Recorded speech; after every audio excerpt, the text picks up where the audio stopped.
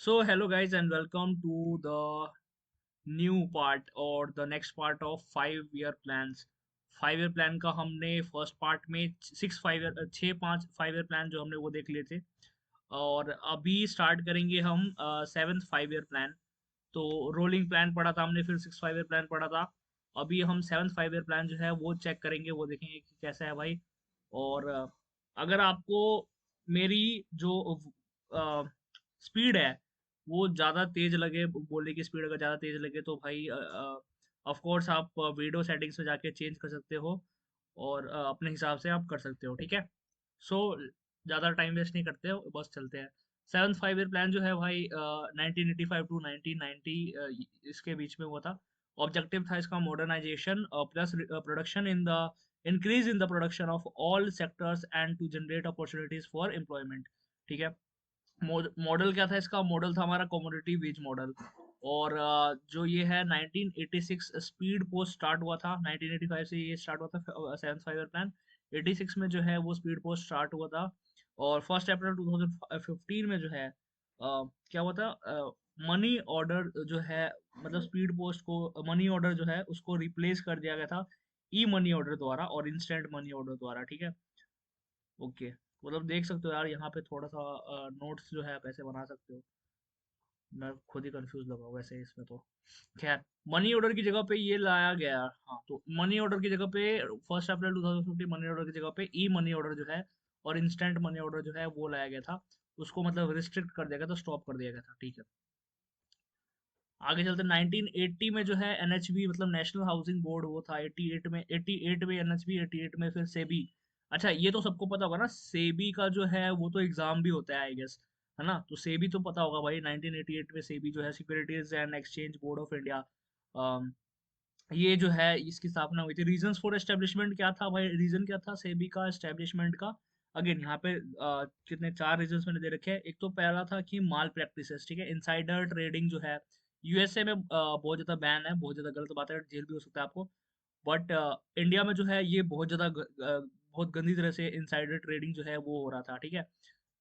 Second thing जो है क्या था कि delay in delivery of shares, ठीक है, डिले हो रहा था डिलीवरी शेयर्स में। थर्ड जो बात थी वो थी violation of rules and regulations. और जो फोर्थ पॉइंट था वो है लिस्टिंग रिक्वायरमेंट फॉलो जो है नहीं हो रही थी, ठीक है। तो ये चार रीजंस की वजह से जो है इसका एस जो सेबी है उसका एस्टेब्लिशमेंट किया गया था। और यहाँ पे देख सकते हो, बिकॉज ऑफ दीज, ये जो चार रीजंस है इनकी वजह से क्या हुआ था, बायर से कस्टमर से और स्टॉक मार्केट से फेथ खत्म हो गया था। बायर जो मतलब कस्टमर है, कस्टमर हमारा बायर है, उसका जो है स्टॉक मार्केट से फेथ खत्म हो रहा था। तो ज़्यादातर लोगों को अभी भी लगता है कि जो स्टॉक मार्केट है वो जुआ होता है। हालांकि ऐसा नहीं है। सबको इन्वेस्ट करना चाहिए भाई, बहुत जरूरी है, इंपॉर्टेंट थिंग है। बट लोगों को ऐसा लगता है कि जुआ होता है ये तो सेबी जो है मतलब इसी सब को खत्म करने के लिए जो चार पॉइंट्स है, और भी बहुत सारे पॉइंट्स है ऑफ कोर्स, ये जो चार है ये थोड़ा सा इंपॉर्टेंट मेन पॉइंट्स है, हमारे काम की बात है। तो इन सबको खत्म करने के लिए इसका एस्टेब्लिशमेंट हुआ था, ठीक है। तो 1992 में जो है, क्या देखो, सेबी 88 में एस्टेब्लिश हुआ, लेकिन बस पहले क्या था, बस देख रहा था कि अच्छा ये सब हो रहा है, पावर कुछ था नहीं, कर कुछ नहीं रहा था। तो 92 में जो है सेबी को बिकेम एटोनोमस, ठीक है। एटोनोमस का मतलब क्या हुआ कि अब एक्शन ले सकती थी, ठीक है। सो भक्ति ही शक्ति है, सेबी के पास आ गया था। तो इनसाइडर ट्रेडिंग क्या था भाई, उसका थोड़ा सा मतलब समझ लो, ऐसे जरूरी नहीं यार समझने का, बट देख लो।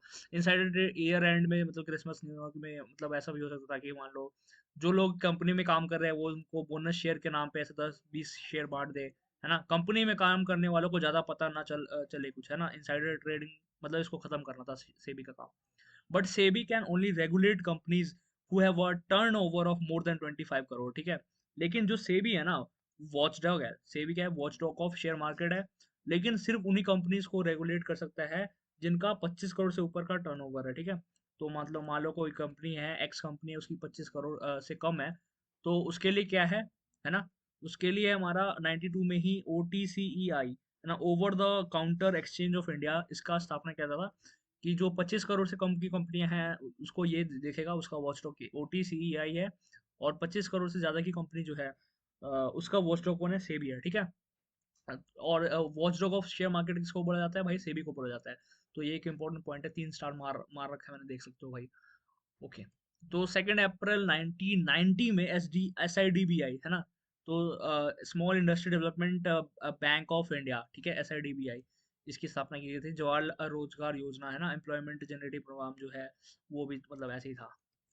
ठीक है। अब डिसइन्वेस्टमेंट क्या होता है, थोड़ा सा उसके बारे में जान लो। एक तो माइनॉरिटी सेल होता है, एक स्ट्रेटेजिक सेल होता है। Again 11th class 12th class में अगर आपके पास भाई 12th क्लास में स्पेशली अगर आपने पढ़ रखा होगा, इकोनॉमिक्स होगा आपके पास, तो आपने देख रखा होगा कि माइनॉरिटी सेल जो होता है ना, गवर्नमेंट उसमें क्या करता है, मतलब मैक्सिमम बहुत ज्यादा हो गया तो 59% ही गवर्नमेंट बेच सकता है, ठीक है। Government still holds 51% shares. मतलब अगर जैसे 51% शेयर अगर होल्ड कर रहा है गवर्नमेंट, तो उसका जो मतलब मालिक कौन है, गवर्नमेंट ही है अभी भी, ठीक है। मतलब जो जितने भी इम्पोर्टेंट स्टफ है उसका जो भी है यार, मतलब क्या है यार, स्ट्रेटेजिक सेल क्या होता है, government has to sell minimum 51%। तो स्ट्रेटेजिक सेल में जो है ना, कम से कम 51% बेचेगा। माइनॉरिटी सेल में बहुत ज्यादा तो 49% बेचेगा। एग्जाम्पल्स भी मैंने दे रखा है। माइनॉरिटी सेल में DTC है का माइनॉरिटी सेल हुआ था, DTC का। और जो स्ट्रेटेजिक सेल है वो तो आजकल गवर्नमेंट काफी ज्यादा कर रही है ना, BSES NDPL, मतलब जो भी है, ये सब था। इन 7th 5 ईयर प्लान था क्या, इकोनॉमिक कंडीशंस वर्सेंड। तो 7th 5 ईयर प्लान में इकोनॉमिक कंडीशन जो है बहुत ज्यादा खराब हो गई थी। उसके बाद फिर हमें क्या लाना पड़ा, न्यू इकोनॉमिक पॉलिसी जो है वो लाना पड़ा था। अगेन 12th क्लास में हमने पढ़ रखा है बहुत जबरदस्त से। और ये तो भाई बहुत ही ज़्यादा मतलब न्यू इकोनॉमिक पॉलिसी जो है वो बहुत ज़्यादा मतलब लेजेंडरी टाइप है। तो ये तो पता ही होगा आपको, ठीक है। तो 1990 91 और 91 92 दो एनुअल प्लान्स आए थे, ठीक है। 90 91 और 91 92, ठीक है, दो एनुअल प्लान्स आए थे। रीजंस क्या था इसका न्यू इकोनॉमिक पॉलिसी आने का? रीजन ये था कि 89 और 91 के अराउंड जो है ना, इकोनॉमिक स्टेबिलिटी आ गई थी। मतलब पता होगा कि $2 बिलियन कुछ ऐसा बचा हुआ था, एक हफ्ते का ही मतलब फॉरेक्स रिजर्व बचा हुआ था हमारे पास, है ना। बहुत ज़्यादा हालत ख़राब थी। मनमोहन सिंह उस टाइम पे मतलब ऐसे फाइनेंस मिनिस्ट्री संभाल रहे थे। तो ये सब उन्होंने सोचा उचा जो भी है, बहुत ज़्यादा मतलब लेजेंडरी सा है ऐसा 90s का ये जो न्यू इकोनॉमिक पॉलिसी है। तो no 5 year plan was launched, ठीक है। 91 में फॉरेक्स जो है ना almost emptied, $1 billion left.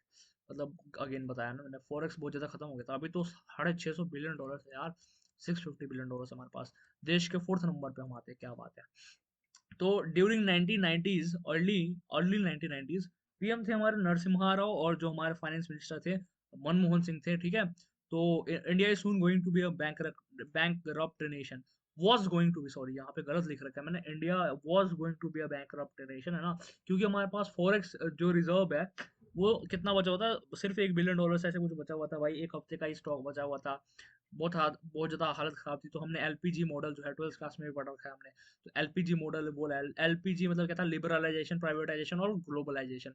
Liberalisation, privatisation, globalisation, ठीक है। स्टार्टेड इन 89 से 90 के around, but was brought in 1991। तो 91 के उसमें ही आपको पता होगा। तो free market reform start in 1990। Again ये सब जो चीज़ें हैं भाई, वो इम्पोर्टेंट है, आप देख सकते हो।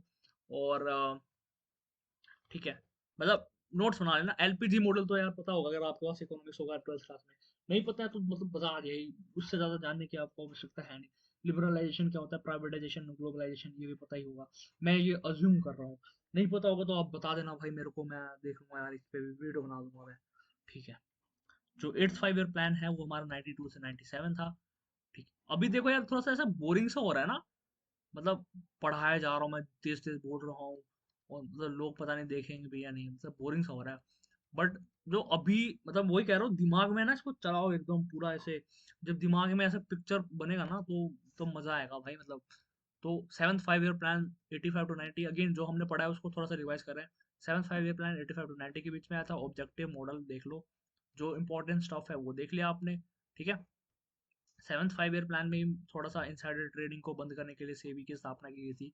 SEBI again watch dog of share market है, ठीक है। और उसके बाद फिर क्या है, 90s में जो है डिसइन्वेस्टमेंट क्या होता है वो बता दे, माइनॉरिटी सेल, स्ट्रेटेजिक सेल। और 7th 5 ईयर प्लान में इकोनॉमिक कंडीशंस काफी खराब हो गए थे। Again 7th 5 year plan 80 to 85, condition खराब। न्यू इकोनॉमिक पॉलिसी आई कब, 1990 to 91, 91 to 92, दो एनुअल प्लान्स आई थी, है ना। LPG मॉडल जो है वो उसके साथ वो स्टार्ट किया गया था। और 8th 5 ईयर प्लान में जो है क्या था भाई, 92 से 97 के बीच में आया था 8th 5 ईयर प्लान, जहाँ पे ऑब्जेक्टिव था development of human resources. Model था हमारा जॉन डब्ल्यू मुलर। 8 5 ईयर प्लान जो है वो 92 से 97 के बीच में जो है वो मतलब था, और ऑब्जेक्टिव था उसका development of human resources. Model था जॉन डब्ल्यू मुलर मॉडल। 93 में क्या हुआ था, प्रधानमंत्री रोजगार योजना। काफी मतलब ऐसे बोरिंग सा लग रहा है, बट यार ठीक है, ओके, देखते हैं। मतलब थोड़ा बहुत मैंने जो नोट्स है वो अच्छा बनाने की कोशिश की है। मैंने यहाँ पे थोड़ा सा पिक्चर विक्चर बनाने की कोशिश की है। तो ह्यूमन कैपिटल, ह्यूमन रिसोर्सेस और पॉपुलेशन ऑफ आवर कंट्री, इन सब के बीच में थोड़ा सा मैंने पिक्चर बना के बताने की कोशिश की है। ठीक है, तो ये देख सकते हो आप क्या होता है। पॉपुलेशन होता है सर्कल, एक पॉपुलेशन है, सर्कल जो है पॉपुलेशन है। जो ट्राइंगल देख रहे हो आप वो ह्यूमन रिसोर्सेज है। 14 से 62 ईयर्स के एज के जो है लोग हैं वो ह्यूमन रिसोर्सेज है हमारा ट्राइंगल जो है। और उस ह्यूमन रिसोर्स के अंदर जो छोटा सा सर्कल बन रखा है वो हमारा ह्यूमन कैपिटल है। ठीक है, तो when people in human resources earn money, they become human capital. ठीक है, तो जो ट्राइंगल है, ट्राइंगल के अंदर अब जो लोग कमाने लग जाएंगे ना, फॉर एग्जाम्पल हम क्या है, हम राइट नाउ मैं अभी एक ह्यूमन रिसोर्स हूँ, ह्यूमन कैपिटल नहीं हूँ। क्यों? क्योंकि भाई मैं पैसे नहीं कमा रहा। अगर और यूट्यूब अगर चल गया तो पैसे कमा लूंगा, वो अलग बात है, लेकिन मैं अभी ह्यूमन रिसोर्स हूँ। मैक्सिमम आप में जो देख रहे हो ये वीडियो वो भी ह्यूमन रिसोर्स ही हो आप। ठीक है, जब पैसे कमाने लग जाओगे तो आप ह्यूमन कैपिटल हो जाओगे। और हम जो ह्यूमन रिसोर्स है, ह्यूमन कैपिटल, सब किसके पार्ट है भाई? पॉपुलेशन के पार्ट है। पॉपुलेशन कितना है? 0 से इन्फिनाइट ईयर्स तक का हो सकता है। मतलब 100 से ज़्यादा नहीं होता है आजकल के ज़माने में। ठीक है, 9th 5 ईयर प्लान जो है वो हमारा 97 से 2002 तक था। ऑब्जेक्टिव था to correct historical inequality to increase economic growth in the country. अगस्त 98 में किसान क्रेडिट कार्ड योजना जो है वो था। 2012 में अगेन उसको एटीएम फैसिलिटी टू किसान क्रेडिट कार्ड होल्डर्स ये दिया गया था। ठीक है, तो ये क्या हुआ था, जो ये जो किसान क्रेडिट कार्ड योजना जो है इंपॉर्टेंट है काफी ज्यादा। इसको मैंने अलग से मतलब ऐसे मार्क कर रखा है। तो ये क्या होता भाई, प्लान जो था, मतलब जो भी प्लान बनाया गया था वो फेल कर गया था due to recession in international market. ठीक है, इंटरनेशनल मार्केट में जो है वो रिसेशन आ गया था, इसकी वजह से ये प्लान फेल हो गया था। टारगेट क्या था 7% का, लेकिन अचीव कितना किया था हमने? 6.8%। अगेन जो इंटरनेशनल मार्केट में रिसेशन आया था, चलो इसके बारे में ज़्यादा बात नहीं करते हैं, जो मेन टॉपिक है उसी पे रहते हैं। तो 10th 5 ईयर प्लान 2002-2007 इसके बीच में आया था। मेन ऑब्जेक्टिव था to obtain 8% GDP growth slash year. Again देख सकते हो आप, reduction of poverty rate by 5% by 2007। घंटा ऐसा कुछ हुआ नहीं। 20 points programme started. 11th 5 year plan, ये सब अभी, हाँ मतलब बोरिंग लग रहा है ना, बोरिंग ही है। ठीक है, सिक्स सेवन्थ 5 ईयर प्लान तो थोड़ा सा मतलब वो है, इंटरेस्टिंग है अगर आपने इकोनॉमिक्स ले रखा था अगेन।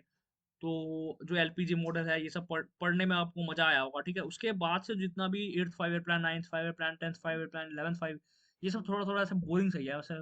बस ऑब्जेक्टिव और जो उसका मॉडल है ये सब लिख लेना, और मतलब ऐसे ही है यार, देख लो, है ना। तो मेन ऑब्जेक्टिव क्या था? Rapid and more inclusive growth and main focus on social sectors and primary education.